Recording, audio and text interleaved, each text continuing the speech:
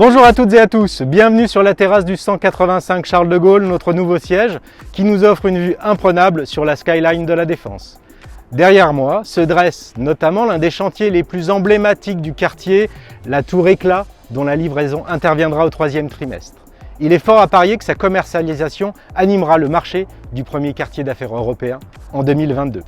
La Défense, vous le savez, ce sont 3 700 000 m² de bureaux, 125 immeubles, 500 entreprises, dont 41% d'origine étrangère. Dans ce nouvel épisode, nous vous proposons d'analyser la performance de ce secteur. Tout d'abord, 2021 est de loin la meilleure année depuis 2016. En enregistrant un total de 93 transactions, l'année s'achève avec un take-up de 205 000 m², se positionnant à plus 14% de la moyenne 5 ans avant Covid et plus 38% par rapport à 2019.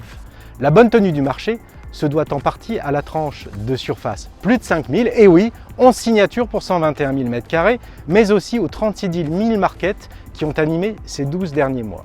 Seule petite ombre au tableau, la quasi-absente des grands mouvements de plus de 20 000 m² qui auraient fait de 2021 un cru tout bonnement exceptionnel. La Défense, dont on dit toujours que c'est un secteur endogène, eh bien pas en 2021. En effet, 20% des transactions de plus de 1000 m² viennent de Paris, 20% en provenance de la Péri-Défense et seulement 35% de la Défense. Ceci étant dit, avec un taux de vacances record de 13,6%, le précédent datait de 2014 avec 12,1%, la tension sur les loyers et l'augmentation des mesures d'accompagnement devraient se poursuivre. Mesures d'accompagnement d'ailleurs record à près de 31%, toutes surfaces confondues. Ceci a permis de maintenir un loyer prime relativement élevé à 560 € du m², et on parle même d'une transaction à 600 € sur une des tours les plus emblématiques du quartier. Le Covid et le contexte économique auraient pu bousculer la Défense et la mettre en difficulté, mais manifestement, son offre correspond toujours aux attentes des utilisateurs.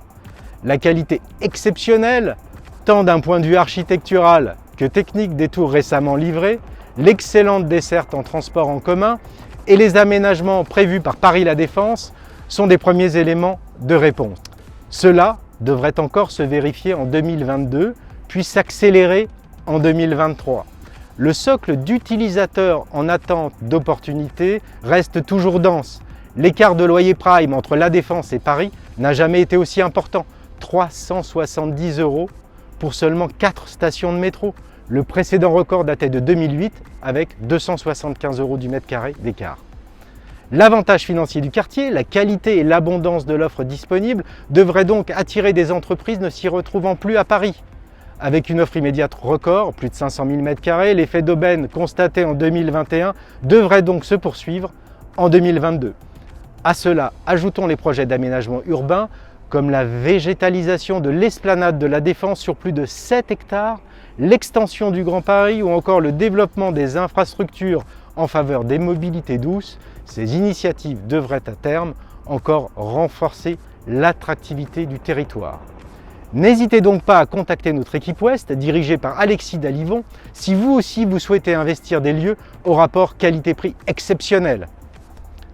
Je vous donne, pour ma part, rendez-vous le mois prochain où nous aborderons la thématique du coworking dont les acteurs ont été particulièrement présents en 2021 et sur ces premiers mois de l'année. Je vous dis donc au mois prochain.